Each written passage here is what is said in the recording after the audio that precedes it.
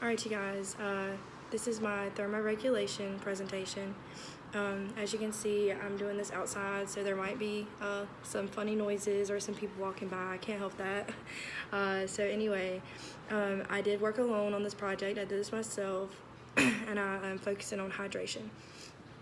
And this is for the presentation that's due tonight by 11:59. My introduction says, water is essential for life. From the time that species ventured from the oceans to live on land, it's been a major key to survival, and a major key to survival has been prevention of dehydration. Right off the bat, we noticed that obviously staying hydrated is focused upon the most. The critical adaptations cross an array of species, including man. Without water, humans can survive only for days. So what that's saying is basically not only to back up the fact that water is so essential, without water humans can only survive up to days, not months, not years. We can only survive days without water. And water compromises from 75% body weight in infants to 55% in elderly, and is essential for cellular homeostasis and life. That was my introduction slide. And I did 10 slides, by the way. Let's see. For my third slide, I have, what does water do for us? So what exactly does water do for us? And I said, it regulates the body's internal temperature, and it acts as building blocks for cells and helps flush waste. Without water, the consequences can be more than just a dry mouth. Dehydration can mean dizziness, weakness, fainting, muscle cramps, rapid heartbeat, and possible death. And also, I've had some previous coaches tell me that by the time that you are thirsty, by the time that you feel like you need water, you're already dehydrated. That's just a side note on that. I'm gonna go over to my fourth slide here. See if I can blow that up a little bit. Sorry guys, I'm a little blind, as you can tell. This slide is on the influence of hydration on sweat rate. I actually found this on a website, and I just kind of picked the most important parts that I found in it. I'm only going to read a few because it is such a long list of the summary of the findings for hydration on sweat rate. So anyway, it says scientific definitions. Hydration is the steady state condition of decreased total body water. Dehydration is the process of losing body water.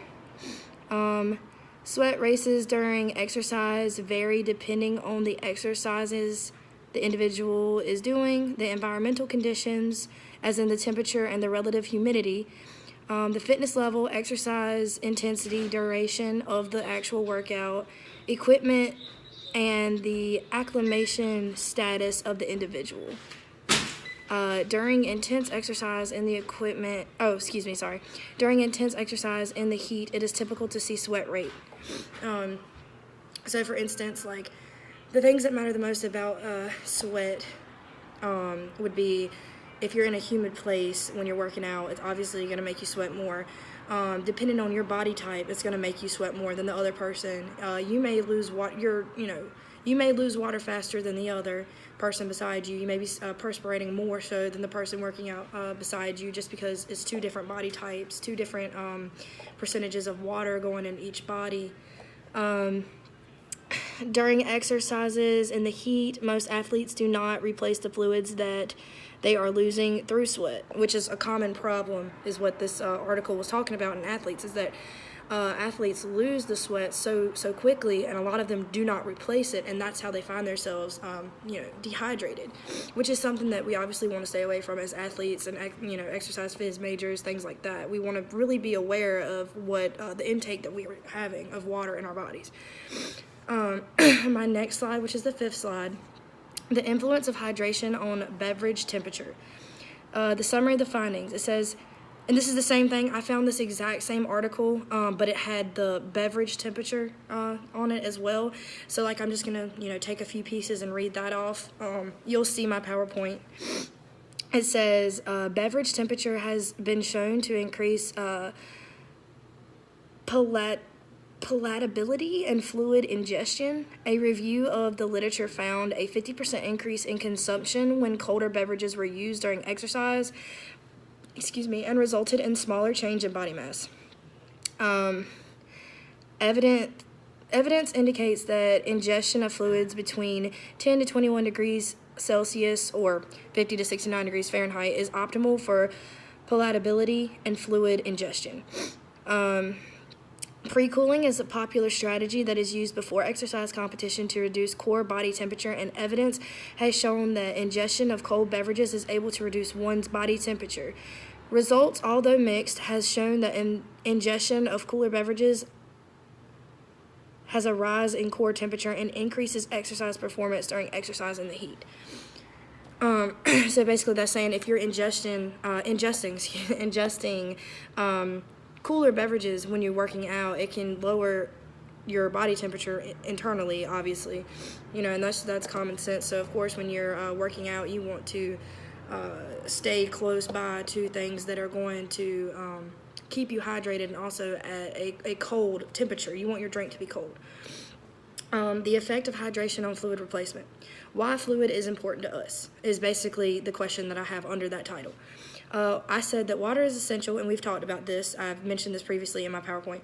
Water is essential to maintain blood volume, regulate body temperature, and allow muscle contractions to take place during the exercise. The main way the body maintains optimal body temperature is by sweating. Heat is removed from the body when the beads of the sweat on the skin evaporate, resulting in a loss of body fluid. Sweat production, and therefore fluid loss, increases with a rise in ambient temperature and humidity, as well as with an increase in exercise intensity. The seventh slide was just what I was talking about continued. I said how much fluid and when. So how much fluid do we need to replace and when do we need to do so? Drinking fluid during exercise helps to prevent a drop in performance caused by dehydration, and fluid after exercise will rehydrate you. The amount of fluid and the timing of drinks depend on the individual and the sport being played.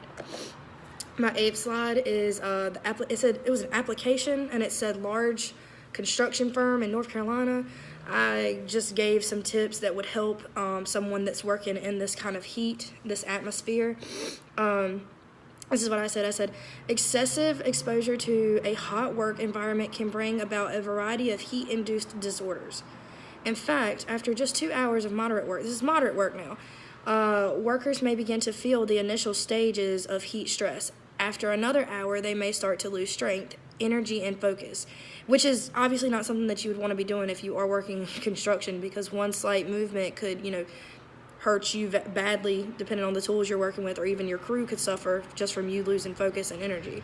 And its most severe point, heat stress can result in collapsing or unconsciousness. The human body requires fluid to control temperature and maintain muscle function in the hot. Hard working conditions, workers can lose up to 1.5 liters of water each hour in form of sweat, which obviously is another fact to back up the fact that we need to stay hydrated, especially when working in humid environments, as talked about here. And then I just gave some tips on how to hydrate. Replacing body fluids lost during sweating, therefore, is the single most important way to control heat stress and keep workers comfortable, productive, alert, and safe. In fact, psychological studies have shown that fluid ingestion reduces the rise in body temperature by promoting higher skin blood flow. The greatest rates of skin blood flow occurred in these studies when the largest volumes of fluid were ingested during physical activity.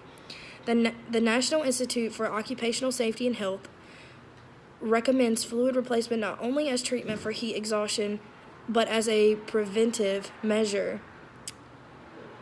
So yeah, they use that as a preventive measure. Sorry, I was trying to figure out where I ended that sentence. The Occupational Safety and Health Administration identifies fluid replacement drinking water as one of its top 10 tips for staying cool in hot workplaces. And then that was the 9th slide. And then my 10th slide is just my works cited page, where I listed each of my resources and also used the resources that were mentioned on the paper that we had handed out. I can't really remember what we needed to use, but those are my works cited pages. And other than that, this is my presentation. So thank you guys. See you in class.